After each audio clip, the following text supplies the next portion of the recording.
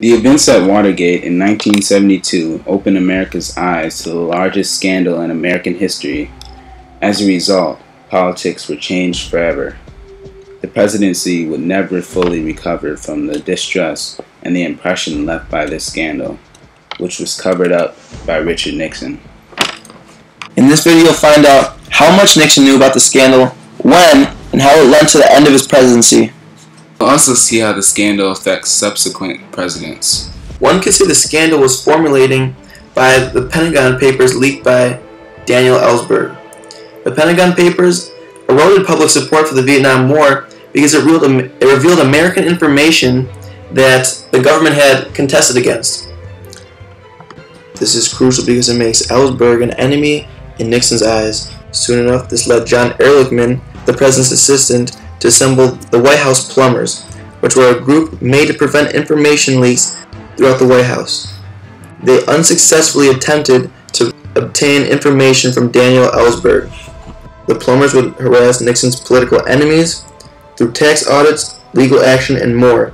Another piece of this puzzle is that prior to the 1972 election, John Mitchell, Attorney General of the United States, stepped down to direct the CRP. The committee was riddled with illegal activity because they were trying to find information on Nixon's enemies. Ex-Attorney General John Mitchell actually had a slush fund which subsidized bribing public officials that carried out corruptive propaganda.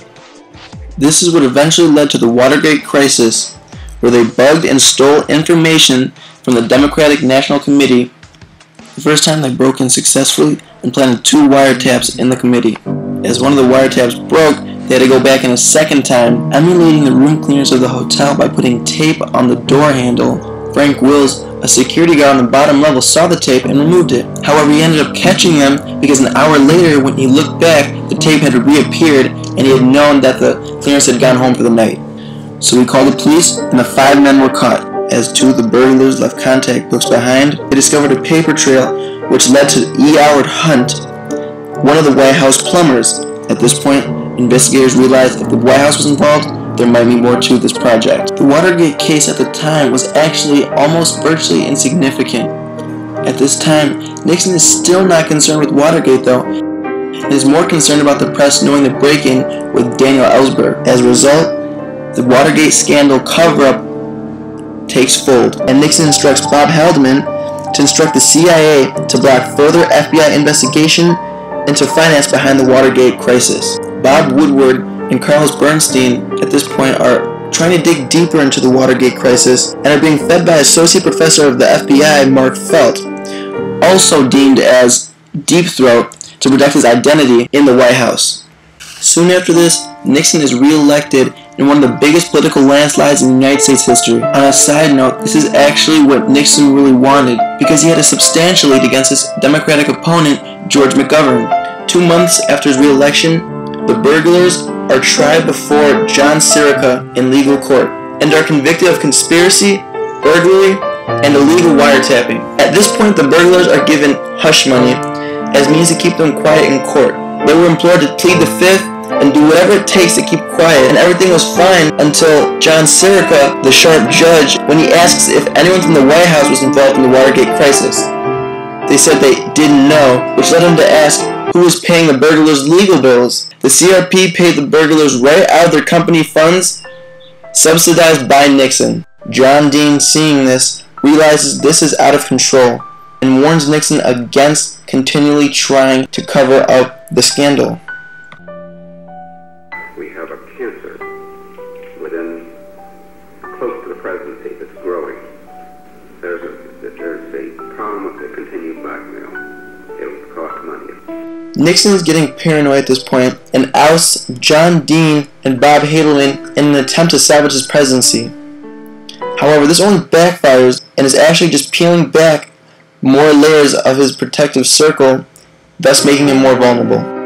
In hearings by the United States Senate Watergate Committee, a committee designed by the United States to investigate the Watergate burglaries, John Dean divulges that Nixon actually knew about the cover-up.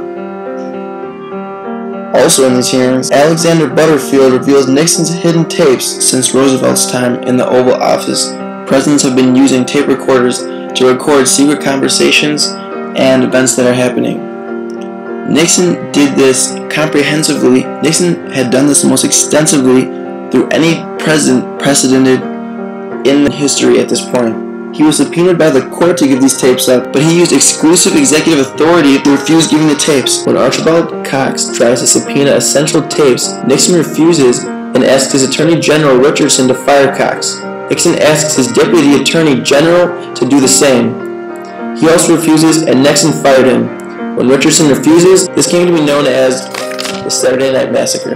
This provoked wide anti-Nixon sentiment throughout the country, and riots ensued. At last, Nixon finally agreed to give the tapes to Sirica. However, an 18-minute portion of the tape was deleted and erased 9 times, which arose suspicion and actually had to do with Nixon's attempts to cover up Watergate. The most infamous of the recordings is the smoking gun tape, which reveals that he knew about the cover-up since mid-1972. This was the last straw for the public and for Congress, so they decided to sign the impeachment articles. On August 8, 1974, Nixon resigns from office in a public televised speech. Immediately afterward, his popularity took a large dive. When Gerald Ford took office, one of the first things he did was pardon Nixon from any criminal charges. This leads us into the after effects of Nixon's campaign. The Watergate scandal had immediate effects, of course, but it also had lasting effects on politics. Immediate effects started with government action to prevent further scandals from occurring. The government had to act because people were expecting something to be done, of course. But now that Gerald Ford had pardoned Richard Nixon, the Congress had to push forward legislation because they couldn't indict him for criminal charges. The longer lasting effects were more ambiguous.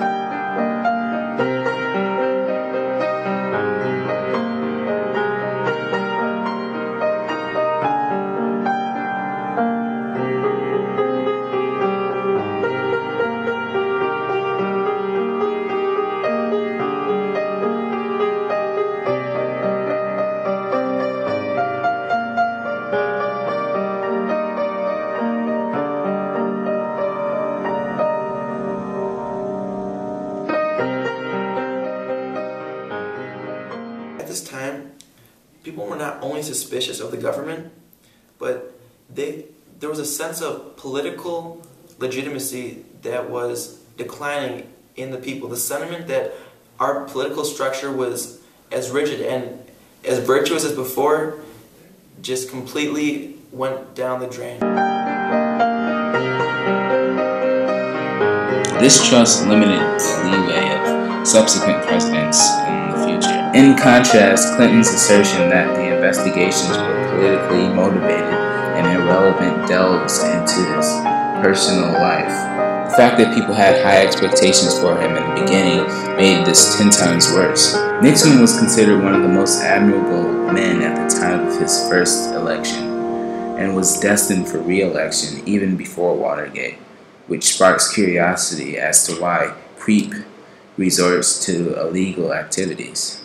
But when Nixon was shown in tapes using vulgar language and making derogatory remarks, this showed a side of him which people did not like.